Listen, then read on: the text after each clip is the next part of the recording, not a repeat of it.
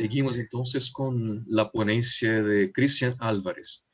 China y Estados Unidos, nueva Guerra Fría, aspectos y precisiones ideológicas desde los estudios eidéticos, es el nombre. Por favor, Cristian.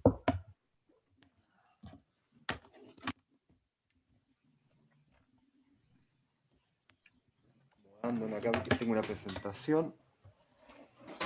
Ah, se nos cayó el mundo. Estamos bien, no se asusten, se cayó una cámara, ¿no? No había un cataclismo todavía.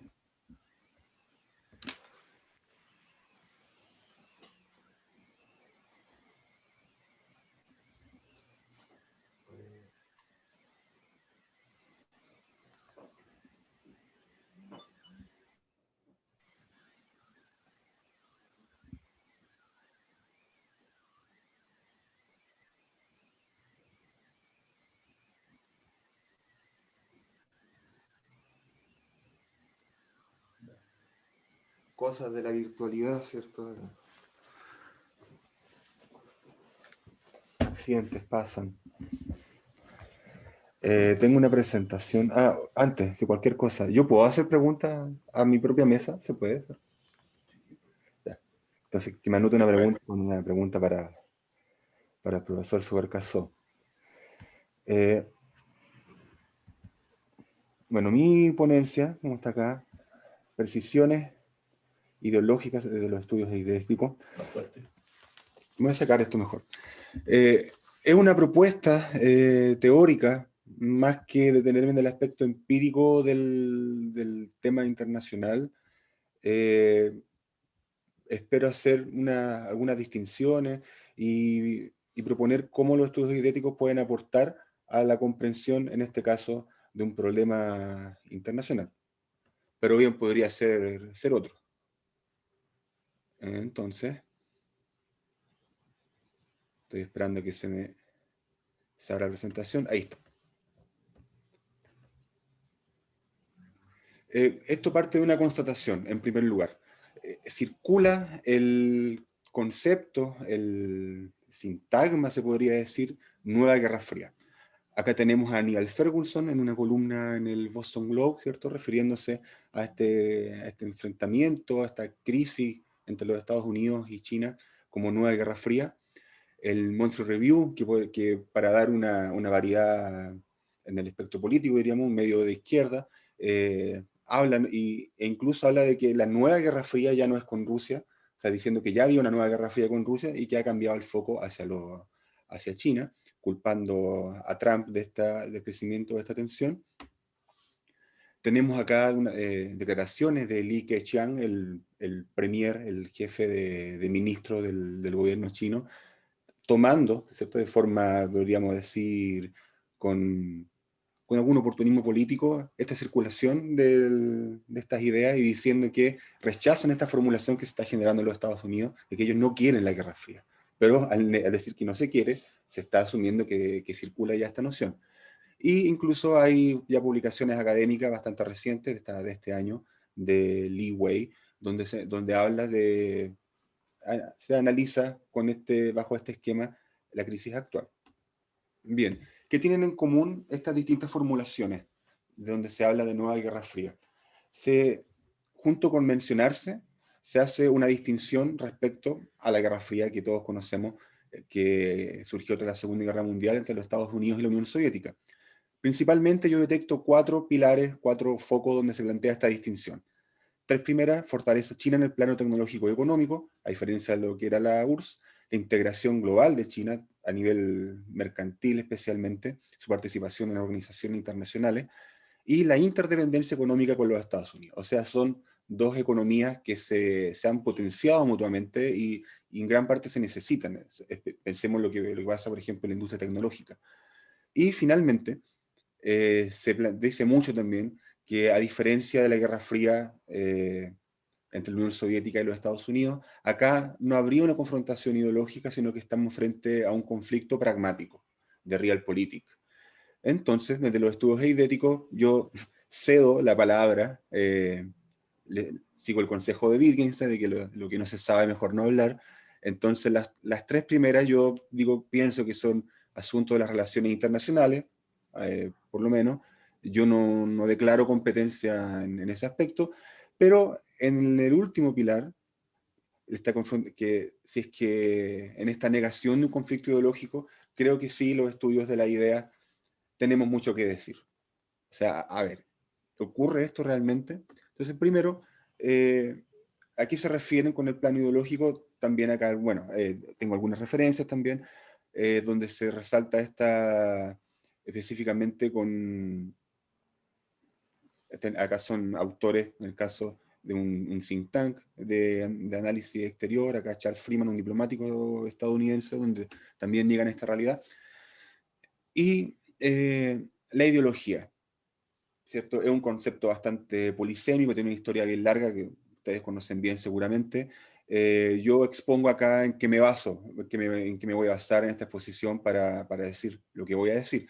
Hay una trayectoria, ¿cierto? Bien conocida desde su origen como propuesta científica, eso no ya quedaba atrás, de Tracy, ¿cierto?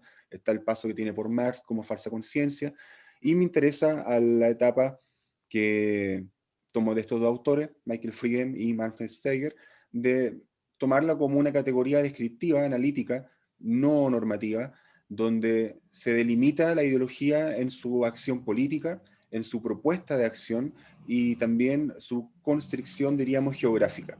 O sea, una ideología serían pautas de acción, enunciados políticos que orientan la acción, ya sea de movilización social o de política pública, y que están limitados, lo tengan explícitamente, o al menos su ecosistema los va a obligar a delimitarse en un Estado-nación, por ejemplo, en la polis. Y finalmente, desde la clasificación de entidades eidéticas, como la que se propone en Estudios Eidéticos, el libro de publicaron profesores de Bes y Kossel, interesa llegar acá, la ideología aparece dentro de las ideas clasificadas por complejidad y alcance. ¿Cierto? Acá yo estoy en la parte de arriba, estoy recreando, digamos, estoy en mi lectura, una esquematización de lo que aparece en el libro, en donde las ideas pasarían de un estado más primigenio, enunciados simples, las eidas, del tipo, por ejemplo, lucha de clase, eso es una eida.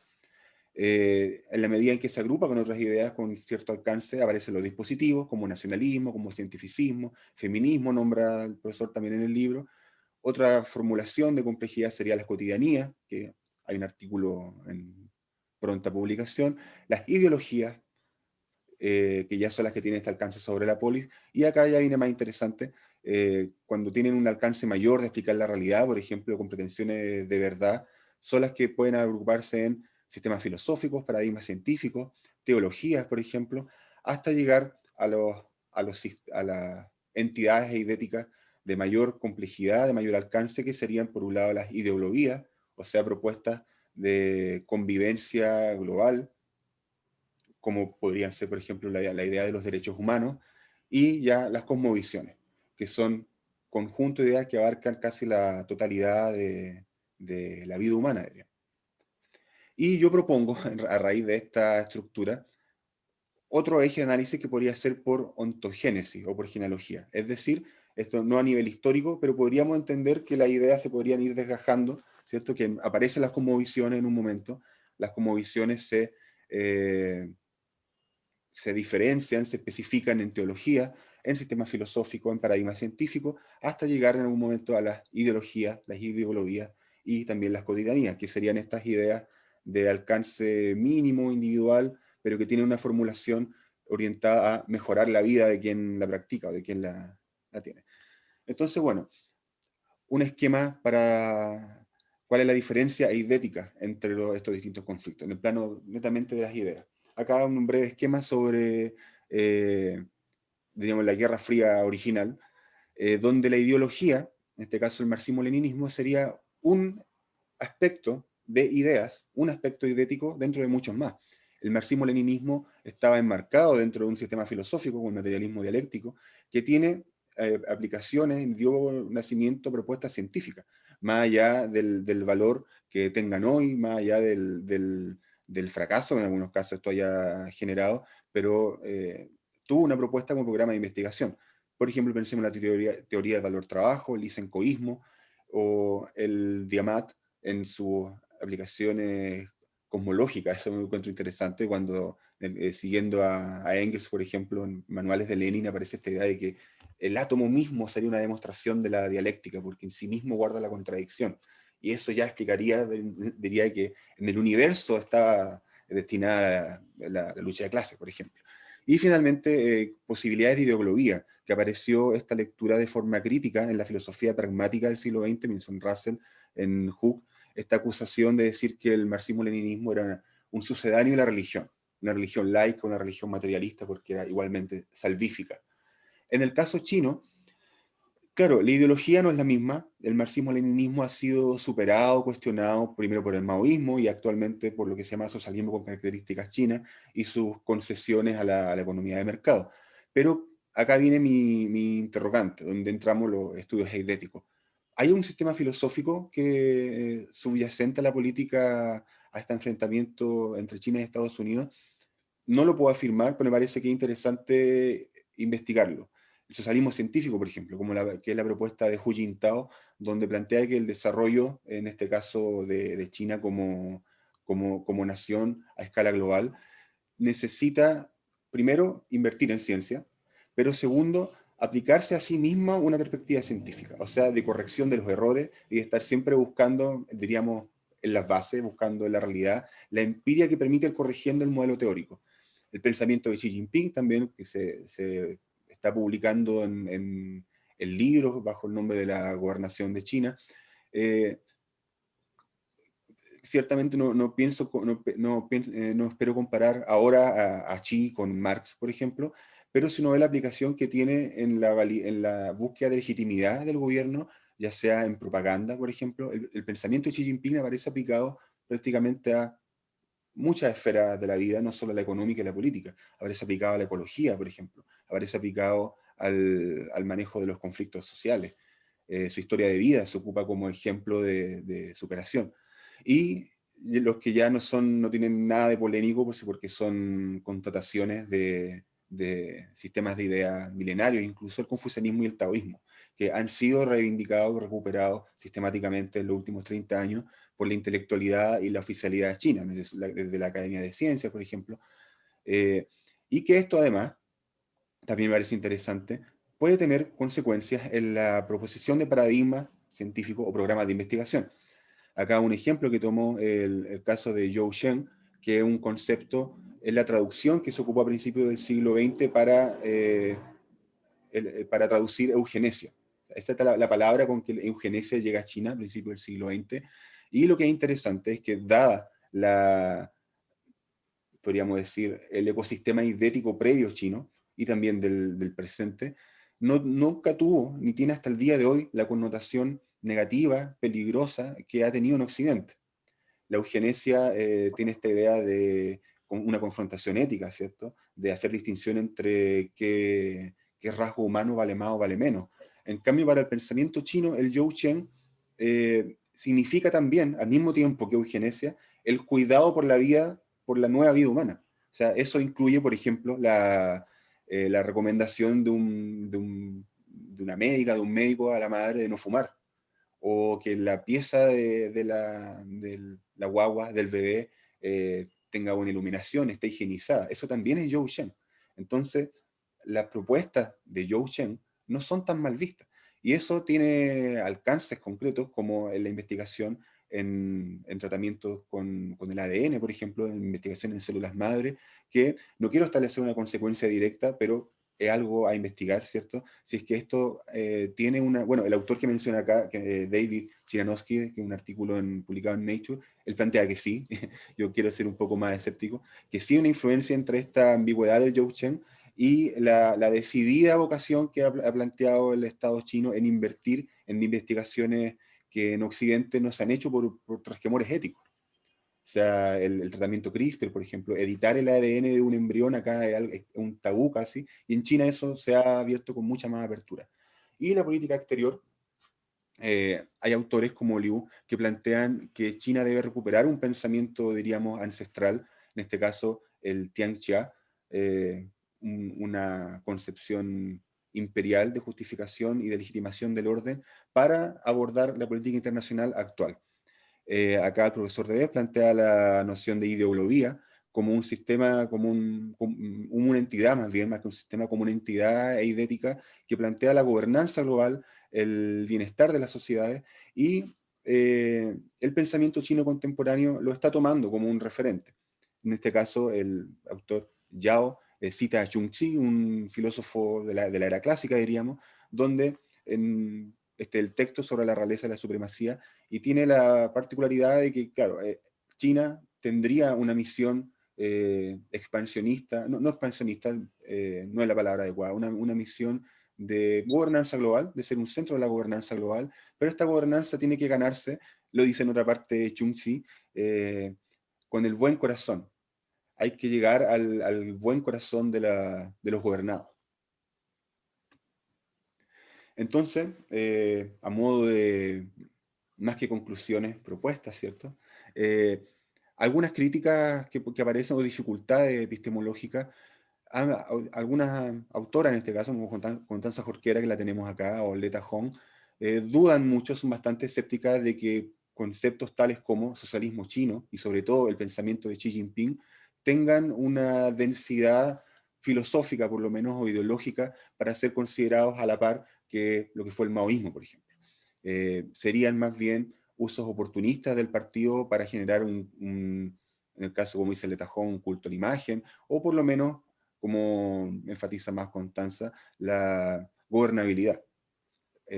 Aún así, yo considero que es bastante útil hacer un enfoque de los estudios de la idea y afirmar, al menos como hipótesis de trabajo, la existencia de un conflicto ideológico. Porque, como sale en este segundo punto, existe una dependencia a nivel de política pública, a nivel de política exterior, de conjuntos de ideas que no son las mismas, no ha habido una fusión con las ideas de Occidente, y se aplican ideas de forma alternativa. Lo que queda por preguntarse, la duda a la que apuntan de forma muy certera autores como Neil Ferguson, por ejemplo, que mencionábamos la Monthly Review, para dar un equilibrio a nivel de espectro político, sería si es que acaso las entidades eidéticas chinas contemporáneas, ¿qué relación guardan con el marxismo-leninismo, por ejemplo? ¿Siguen descendiendo? ¿Se puede encontrar una genealogía aún en el marxismo-leninismo, o ya se han desprendido completamente? ¿O ya son entidades completamente independientes? O más aún, si el socialismo con características chinas puede considerarse una ideología de izquierda todavía, o ya sería una de derecha, o simplemente estaría fuera de este clivaje y sería algún tipo de variación o confrontación al capitalismo liberal. Creo que esas dudas son las que explicarían el pasar por alto el conflicto ideológico, pero yo propongo que por lo menos es útil para detectar que otras ideas siguen circulando en el pensamiento, en este caso chino, como alternativa y como explicación, como una de las explicaciones, no pretendo reducirlo a la idea, pero es una variable importantísima para entender la confrontación con los Estados Unidos a nivel actual. Y por ende, ¿por qué no?, entender el desarrollo que China siga teniendo a lo largo del siglo. Muchas gracias por su atención. Muy bien. Gracias, Cristian.